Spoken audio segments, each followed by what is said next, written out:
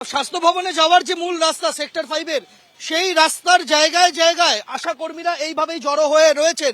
যারা বিভিন্ন বাধা বিপত্তি টপকে আসতে পেরেছেন এতদূর পর্যন্ত তাদেরকে সেক্টর 5 এর বিভিন্ন জায়গা থেকে ধরপাকড় শুরু হয়েছে।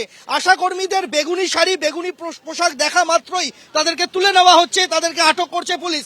৫,২৫০ টাকা ভাতা, মাসে তারা ৫,২৫০ টাকা করে পান।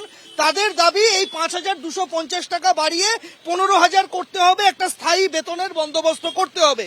যে ইনসেনটিভ তারা তাদের প্রাপ্য, সেই ইনসেনটিভ কখনো ২ মাসের বকেয়া, কখনো ৪ মাসের বকেয়া, এই হচ্ছে মূল দাবি। এবং কোভিডের সময়কাল থেকে এখনো পর্যন্ত যে সমস্ত আশাকর্মী অন ডিউটি মারা গিয়েছেন তাদের পরিবারকে ৫ লক্ষ টাকা ক্ষতিপূরণ বা ৫ লক্ষ টাকা সাহায্য এই করতে হবে, এই হচ্ছে তাদের দাবি। কিন্তু সরকার তাদের দাবি মানছে না, এমনটা তাদের অভিযোগ। আপনারা কত দূর থেকে আসছেন? আমরা চোপড়া ব্লক থেকে আসি।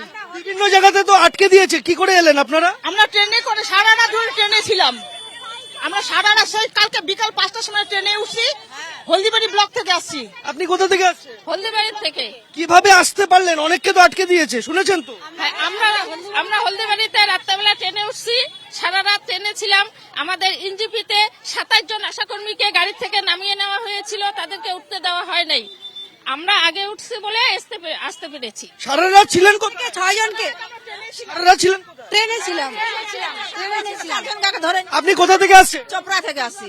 উত্তর দিনাজপুর। উত্তর দিনাজপুর। কিভাবে এলেন? ওই ট্রেনে আসলাম, ট্রেনে আসছি। তা পুলিশ তো যেতে দিচ্ছেন। হ্যাঁ, রাস্তার মধ্যে পুলিশ আমাদেরকে বলেছিল, কিন্তু আমরা পুলিশকে অতিক্রম করে এত দূর পৌঁছেছি।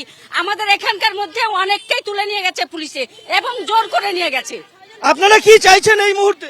আমরা চাইছি এর বিচার কেন তাহলে 21 দিদির সঙ্গে কথা বলবো।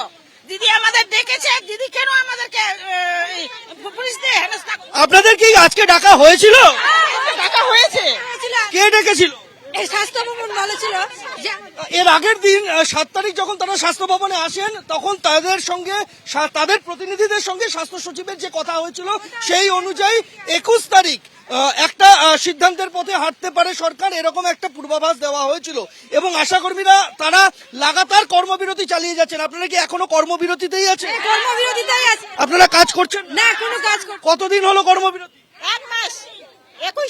23 ডিসেম্বর থেকে আসতে হচ্ছে।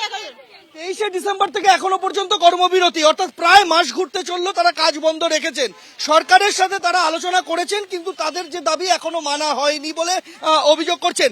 গতকাল স্বাস্থ্য প্রতিমন্ত্রী চন্দ্রিমা ভট্টাচার্য তিনি এক প্রকার হুঁশিয়ারি দিয়েছিলেন এবং আসতে না করেছিলেন স্বাস্থ্য ভবনে। আজকে তারা স্বাস্থ্য ভবন চলে এসেছেন। যারা আসতে পারেননি তাদেরকে আটক করা হয়েছে, আর যারা এসেছেন তারা এখানে। এবিপি আনন্দ, এগিয়ে থাকে, এগিয়ে রাখে।